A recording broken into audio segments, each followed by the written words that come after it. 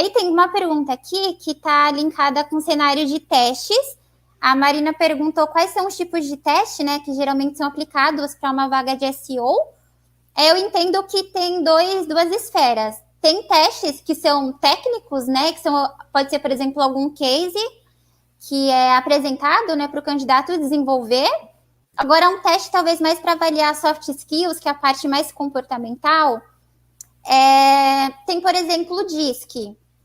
Mas geralmente depende também, que depende muito do nível de senioridade, de expectativa, mas tem, por exemplo, o DISC, tem alguns testes que são mais psicológicos, mas acho que depende muito. Como eu comentei, eu sou muito adepta e acredito muito no poder de uma boa entrevista. E até para uma avaliação assim, eu acho que uma entrevista por competência, uma entrevista de fit cultural, para entender personalidade, pode ser tão efetiva, né? E um resultado tão positivo quanto um teste mesmo.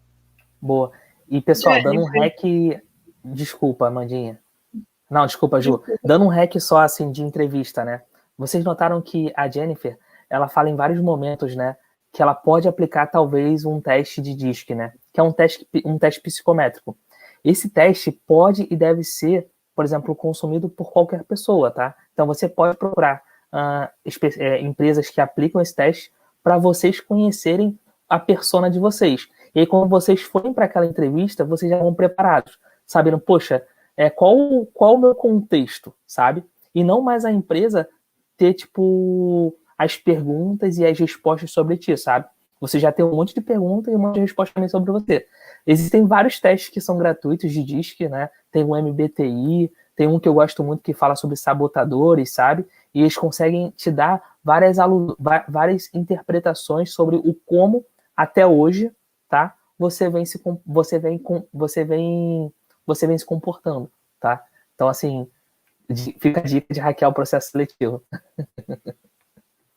Adoro hacks. Adoro hacks de processo seletivo. Porque, na verdade, assim, não é nem hack de processo seletivo. Eu acho que o grande ponto do profissional, quando está procurando um emprego, é o que você falou, Jorginho, que eu gosto muito.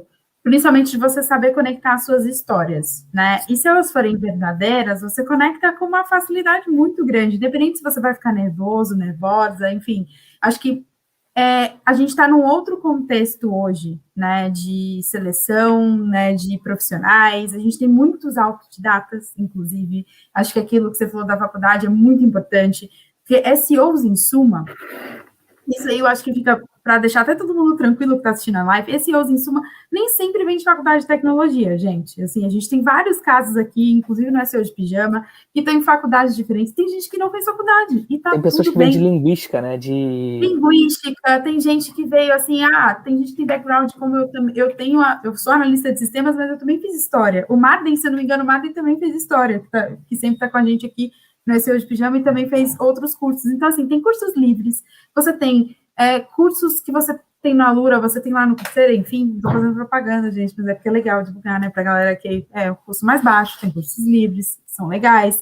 Você tem aí faculdade mesmo, você pode escolher. Lembrando que a disciplina de SEO, por exemplo, você não aprende na faculdade.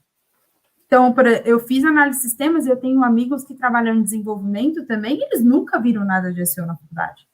E aí, cabe de novo aí vem a soft skill da comunicação, né? Você vai lidar com muitas áreas dentro da empresa, tanto para falar de cultura de SEO, quanto para também falar de coisas que você também não conheceu antes, mesmo numa faculdade. Então, assim, independente se você fez faculdade, se você não fez, se foi um curso livre, o que importa é a sua história. A sua história e como você conecta essa história, pelo menos na minha opinião, quando eu vou ali fazer como gestora, né, como líder, fazer uma entrevista, para mim conta muito mais do que aquela pessoa errou, acertou e sabe contar sobre isso. Né? Então, ela fala sobre isso com uma facilidade muito grande, desenvolve, essa pessoa consegue dizer, olha, eu construí isso, isso e isso, e você avalia, inclusive, o Jorginho pontuou lá no início também, você avalia também em qual ponto ela está da régua dela de desenvolvimento. Se ela está no início dessa régua de desenvolvimento, se ela já está no final. Então, assim, não tenho medo de ir para o processo seletivo, se você não tem aí eu estou falando isso aqui como se eu fosse RH, né, Brasil? Mas, assim, é que eu já entendi a história, né? Eu peguei aqui as dicas. Não tenha medo se você não tem uma faculdade específica, se você não fez faculdade. Mas se você é bom, se você é boa, né? se você sabe o que você está fazendo, essa oportunidade tem como acontecer, e aí eles estão dando dicas, por exemplo, para entrevista, para você lidar com testes específicos, né, que vão dentro de hard e soft skills, né? Então, tem muita gente que aprende SEO, muitos aqui aprenderam sozinho, né? Não tiveram nem a ajuda de outros SEOs para aprender, para se conectar. Não tinha canal, gente, não tinha canal. Eu sou uma dinossaurinha aqui. Que canal do YouTube? Que você não conseguia, às vezes, contato com SEOs para te ensinarem, para te ajudarem. Então, assim, tem muita gente aqui que aprendeu sozinho. E isso é muito valioso, principalmente do que eu vejo, tanto da minha história, da história dos meus companheiros aqui, colegas de SEO de pijama e também do dia a dia, quando a gente vai contratar. Assim, é muito valioso o que você aprende e o que você coloca no dia a dia, você faz de prática e teste. O Mário fala muito isso, né, da prática e teste de um SEO. Então, para mim, é super importante esse ponto, tá? Lá, o Madden colocou ali, ó, me formei em História e faço SEO. Tá vendo? É um historiador que faz SEO também, e faz super bem, um super profissional renomado no mercado. Então, assim, eu acho, não tenham medo. Eu acho que eles estão dando dicas aqui exatamente para isso, para que vocês não tenham medo de se jogar nesse mercado de SEO e se prenderem ali também o pré-requisito, né? Eu acho que é válido sempre. Acho que os RH estão evoluindo muito. Eu falo RH como assim, áreas de empresas, né? Evoluindo muito nisso, de pensar na entrevista, de pensar em conhecer o candidato, de saber o que ele tem de melhor para oferecer, né? Me corrija se eu estiver errada, falando besteira aqui, viu, gente? Perfeitíssimo, tá?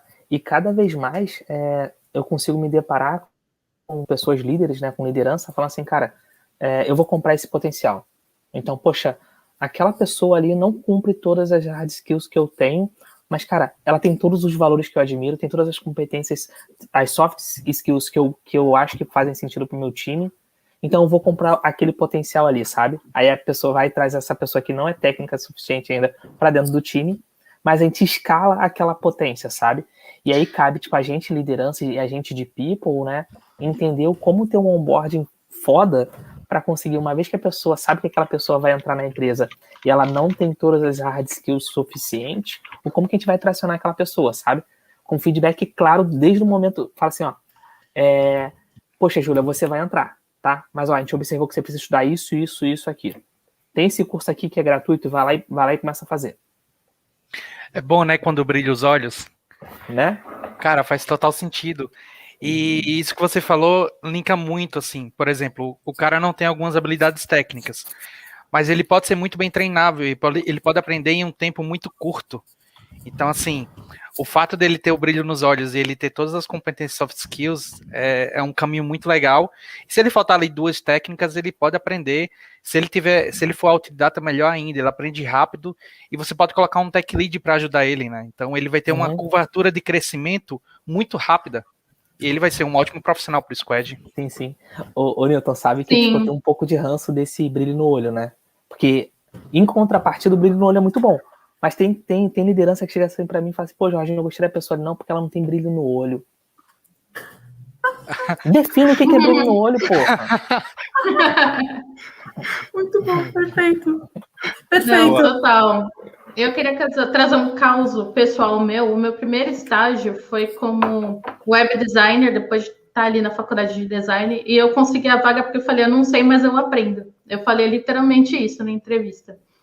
Basicamente, eu tinha que administrar um site em Joomla. Quem entende de CMS antigão vai lembrar que é Joomla.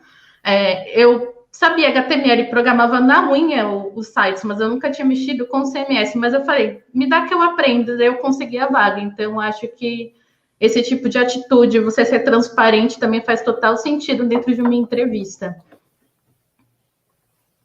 A transparência é tudo, acho que em todos os campos da vida, né? E a entrevista, e assim, é bom ver vocês de RH, né, e de área como um todo, vindo até aqui falar sobre isso, né, trazer essa discussão, fomentar esse momento, trocar, porque a gente vê que está mudando, e que você pode trazer essa, né, transparência, né, Amandinha, tanto de um lado quanto do outro, né, de ser realmente você numa entrevista, né, lógico, a gente tem pontos de entrevista super importantes, né, que a gente tem que realmente levar nossas skills técnicas, deixar isso muito claro, ter clareza na nossa comunicação, mas ser você é muito importante, porque você não vai manter isso, né, como o Jorginho falou, a gente pega na mentira ali, pega que não está tão desenvolvido, a gente consegue entender qual é o momento dessa pessoa, então, né, seja realista aí com o seu momento e com as suas próprias skills. E aí, pensando nisso já, de ser realista com as suas próprias skills, a gente vai falar de um tema que sempre aparece, é recorrente aqui no SEO de Pijama, também era lá no Clubhouse, que é ligado a níveis. Então, assim, ai, gente, esse é muito bom, né? Júnior, pleno e sênior. A gente nem vai entrar no requisito aqui, nos pré-requisitos e também nem no quesito especialista e por aí vai. Né? A gente fica aqui na esferinha do júnior, pleno e sênior. Como vocês, de RH, veem essa nomenclatura, essas divisões, que eu acho, assim, eu sempre quis saber isso. É uma curiosidade até minha, essa. De como é que vocês veem isso, né, na prática, porque eu acho que isso é muito importante para vocês na prática, e como que vocês, assim, na verdade, chegam, esmiuçam para chegar nesse ponto de a pessoa júnior, pleno ou sênior. Que é o desafio, né? Porque chegam para vocês assim, eu preciso de uma pessoa X, né? Ou no nível júnior, no nível pleno. Então, eu queria essa perspectiva de vocês, né? O que vocês acham, primeiro, dessa divisão? E, segundo, como é que vocês fazem normalmente para chegar nesse nível de, assim, de decisão, né? De realmente, talvez, eu vou colocar entre aspas, tá? Encaixar uma pessoa, né? Esse profissional, essa profissional, nessa caixinha ou vai colocar na caixinha do júnior, ou no pleno, ou no sênior. Pergunta fácil, né? Pergunta polêmica, assim, no bom sentido, porque eu acho que não dá pra gente... como você bem falou, Rosana, acho que o processo de seleção, ele mudou. Eu acho que a gente avalia muito a parte técnica, mas eu sinto que ele é cada vez mais humano. Então, nesse processo, né, de definir júnior, pleno e sênior, quantos anos de experiência tem que ter cada um deles, eu acho que é uma avaliação também global que a gente tem que fazer. Se a gente olha no mercado, até pesquisa. Deixe o seu like, inscreva-se no canal, ative o sininho das notificações, pegue seu pijama e vem com a gente.